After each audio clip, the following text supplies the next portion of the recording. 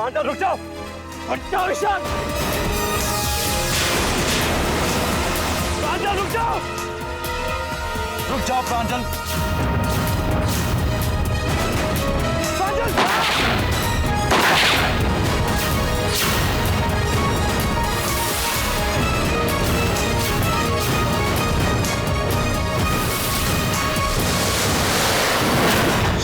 ये क्या किया तुमने?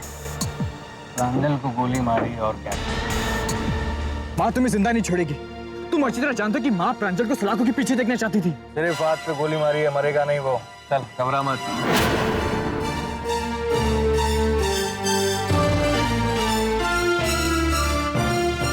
ईशान, ये तुमने क्या किया? तुमने प्रांजल पर गोली चलाई? मैंने गोली नहीं चलाई, गोली किसी और ने चलाई है। मुझे लगता है यहाँ कोई और है। You bastard! Right there! प्रांजल कहाँ?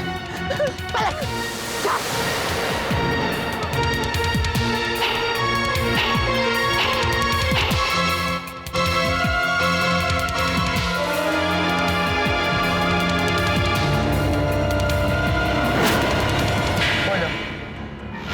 हम लोग जागीरदार के घर पे पहुंचे और वहां वो प्रांजल मिल गया।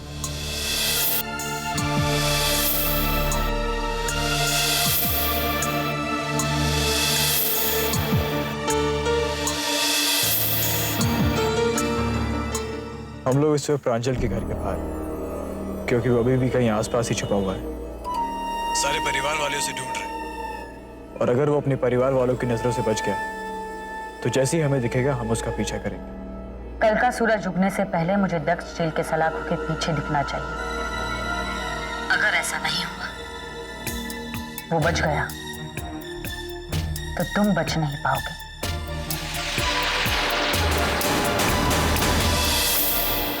मेरी बेटी को गोली लगी है, पता नहीं वो कहाँ चला गया। क्या हाल में होगा? कहाँ है मेरा प्रांजल? क्या हुआ? इसमें गया कहाँ वो? आप सब लोग अंदर चलिए, मैं पुलिस स्टेशन जाके सर्च पार्टी के साथ हॉस्पिटल जाके सर्च करता हूँ। वो किसी ना किसी हॉस्पिटल में जरूर गया होगा। चलो बेटा, मैं चलता हूँ। नहीं चाचू, आप यही रहिए, आप सब लोगों को अंदर लेके चलिए। देव, तुम मेरे साथ चलो।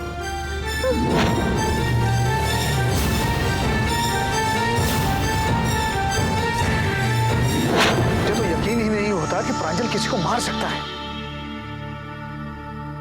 पापा, प्रांजल ने मुझसे खुद कहा था कि कोई उसे फंसाने की कोशिश कर रहा है।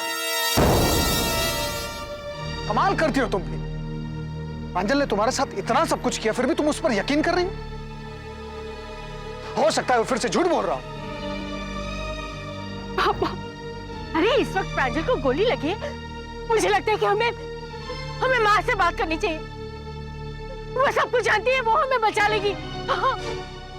सुषमा, इस वक्त रात के 3 बज चुके हैं। सुबह हम लोग उसे फोन करेंगे, पूछ लेंगे सब कुछ। और गया है ना ईशान, वो सब कुछ हमें बताएगा फोन करके। इस वक्त तुम मेरे साथ अंदर चलो। अरे भाई, मेरा प्रांजल कहाँ है? किसी को पता नहीं। हम लोग फोन करके उसको पूछ गोली लेंगे। लगी, तुम लोग समझते क्यों नहीं हो? मेरा बच्चा।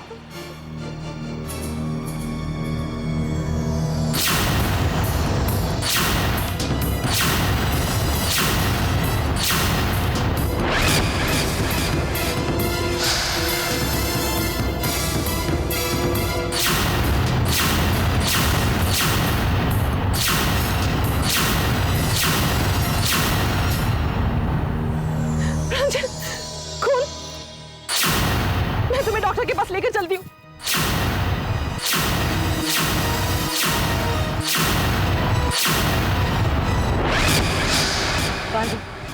मुझे रास्ता बता। हाँ,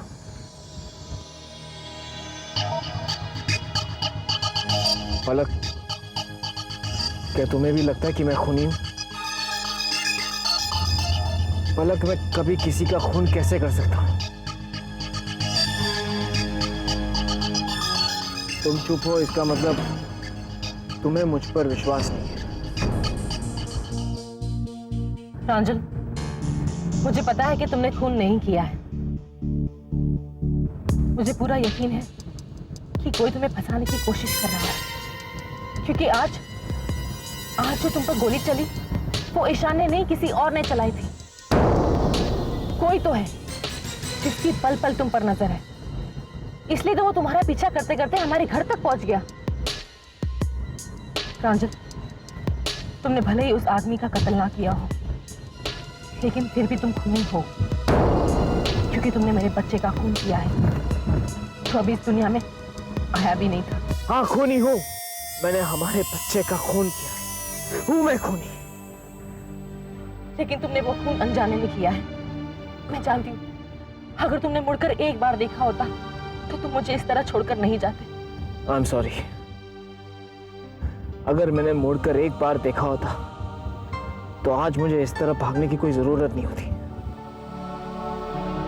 लेकिन उस वक्त मुझे वो सबूत मिटाना ज्यादा जरूरी था। काश मैंने तुम्हें सारी बातें बता दी होती। अभी भी देर नहीं हुई है, मुझे बताओ सच क्या है। एक सच है जो मैंने तुम्हें बताया नहीं, और आज मैं वो सच तुम्हें बता देना चाहता हूं। और वो सच ये है कि मैं प्रांजल नहीं, मैं दक्ष हूं। क्या?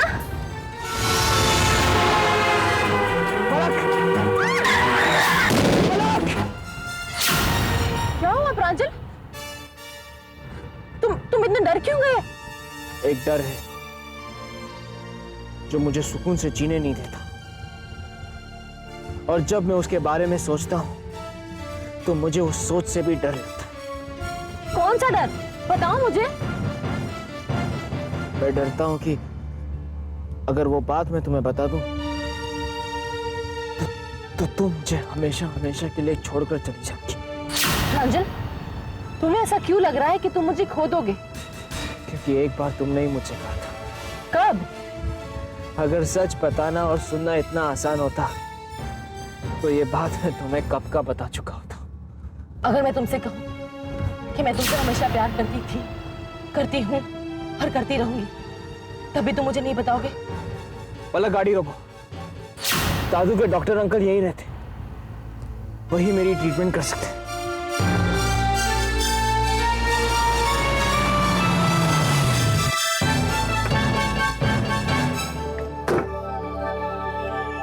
संभाल के प्रांजल।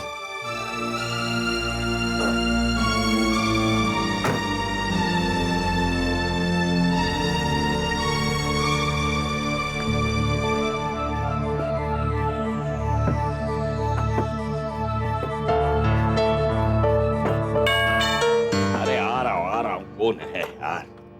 कौन है? तुम लोग इस वक्त यहाँ पे? इन्हें गोली लगी है। अरे खून! आओ, आओ, अंदर अंदर अंदर अंदर।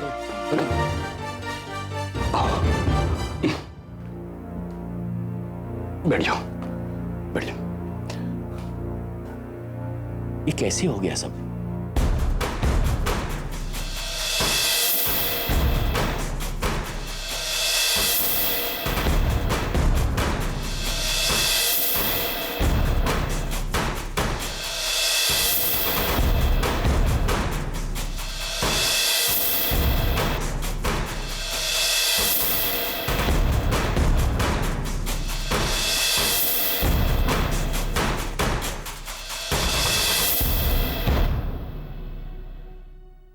डॉक्टर,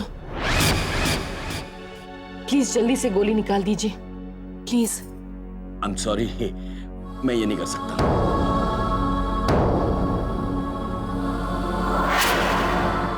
क्यों डॉक्टर? क्योंकि मैं डॉक्टर नहीं।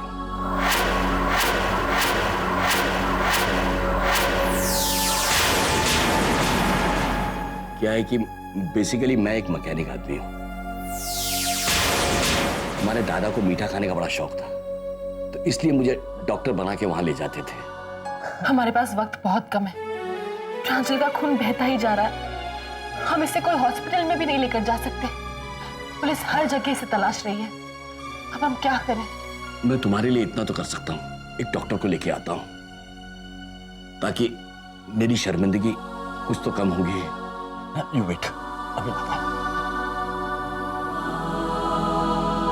जिंदगी हर इंसान को एक मौका जरूर देती है कि वो अपने पापों का प्रायश्चित कर सके। मैं भी करूंगा, बस मुझे थोड़ा और वक्त चाहिए, क्योंकि अभी सही वक्त आया नहीं है। सही वक्त आता नहीं, उसे लाया जाता है। और वक्त कभी सही या गलत नहीं होता, हमारी सोच, हमारे फैसले उसे सही या गलत बना देती है। ऐसे बहानों में हम अक्सर गलतियां छुपाते हैं। और सच बात तो यह है कि तुम आज भी सच बताने से डरते हो। डॉक्टर ने झूठ बोला दादाजी के लिए, अपनी दोस्ती के लिए, और आज प्रायश्चित भी कर रहे हैं। अगर मैं सच बता दूं तो मुझे प्रायश्चित करने का मौका नहीं मिलेगा, क्योंकि मेरे सच बताने पर तुम मुझे छोड़कर चली जाओगी और मैं तुम्हें और तुम्हारा प्यार हमेशा के लिए खो दूंगा। प्रांजल, तुम्हें हमारे मरे हुए बच्चे की कसम, अब तो बता दो कि सच क्या है। इससे बड़ी कसम और क्या हो सकती है? और इससे बड़ा रिश्ता भी और कोई नहीं है मेरे लिए। क्या तुम्हें मुझ पर यकीन नहीं है? उस सच पर यकीन कैसे कर लो जिसे बोलकर तुम मुझे छोड़कर चली जाओगी?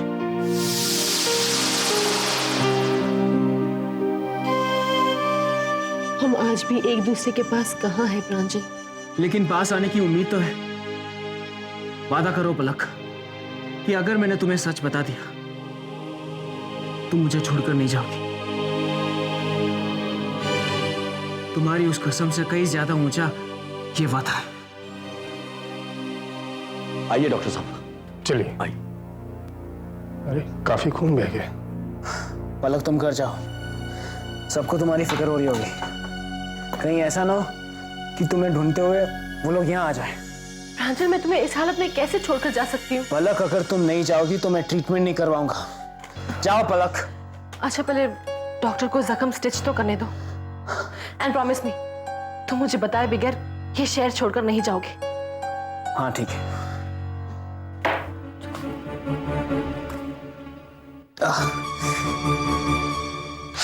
मुझे तो पहले ही पता था कि यही लेकर गई होगी हमारे प्रांजल को। इसी की वजह से हमारे प्रांजल की ये हालत हुई है। बेचारा पहले से ही मुसीबत में था, अब दूसरी मुसीबत ये इसकी घरवाली। पलक बेटा, प्रांजल कहाँ है? हाँ? अम्मी, अब उसे कोई खतरा नहीं है, वो बिल्कुल ठीक है। ये सब पलक का ही किया धरा। इसी ने फंसाया था ना प्रांजल को, और अब सच नहीं बताना चाहती है। भाभी प्लीज, आप दोनों मेहरबानी करके यहां से चली जाइए प्लीज। नहीं पापा, ऐसी कोई बात नहीं है। मैं आप लोगों से सिर्फ एक ही बात कहना चाहती हूं कि प्रांजल बेगुनाह है। वो कहां है, कहां जाने वाला है, ये मैं आप लोगों को नहीं बता सकती। लेकिन पुलिस को तो बताओगी ना? पुलिस को कौन बताएगा कि मैं प्रांजल के बारे में जानती हूँ? तुम बोल रही हो कि मेरा बेटा ईशान इस केस की इन्वेस्टिगेशन कर रहा है। और ईशान को कौन बताएगा?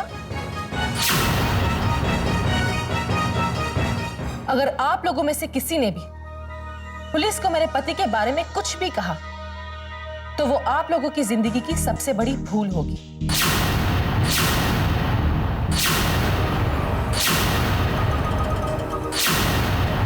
मेरे पति पर जरा सी भी आंच आई तो मैं आप लोगों को कभी माफ नहीं करूंगी। मेरे पति ने किसी की जान ली या नहीं ये भगवान जानता है, लेकिन मैं उसकी जान जरूर ले लूंगी जो मेरे पति के बारे में कुछ भी कहेगा। अगर आपको अपने बेटे पर विश्वास है तो अपनी बहू पर भी विश्वास करना सीखिए, क्योंकि मैं और प्रांजल अलग नहीं है, एक है, और विश्वास भी एक ही होता है। बहुत कुछ खो चुकी हूं मैं, अब और नहीं।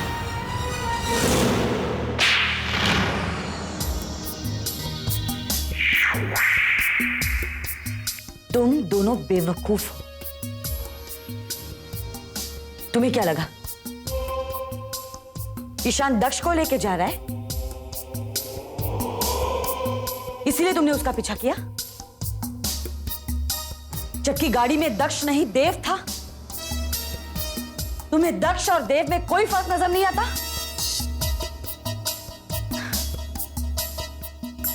अब मुझे ही कुछ करना पड़ेगा।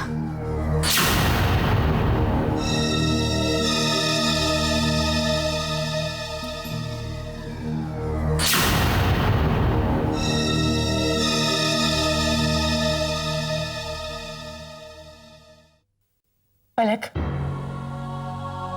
देख बेटा, माँ भी यहाँ आ गई। उनको अंदेशा हो गया कि घर में कुछ बुरा होने वाला है। माँ तो मेरे लिए भगवान, मैं जानती हूँ वो मेरे प्रांजल को बचा ले। सुषमा, चिंता मत कर, सब कुछ ठीक हो जाएगा। पलक, मुझे बताओ प्रांजल कहाँ है? मैं उसके लिए पूजा करूंगी। यकीन मानो, मैं उस पर आँच आने नहीं दूंगी। पलक, क्या सोच रही हो? माँ को बताओ प्रांजल कहाँ है। I'm sorry माँ, मैं कुछ भी नहीं बता सकती।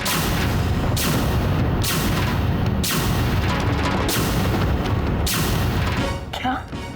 पलक बताओ प्रांजल कहाँ है? मम्मी जी, मैं कुछ भी नहीं बताऊंगी। वो मेरा बेटा है, तो मुझे नहीं बताएगी? नहीं, वो मेरा पति है और मैं किसी को कुछ भी नहीं बताऊंगी, भगवान को भी नहीं।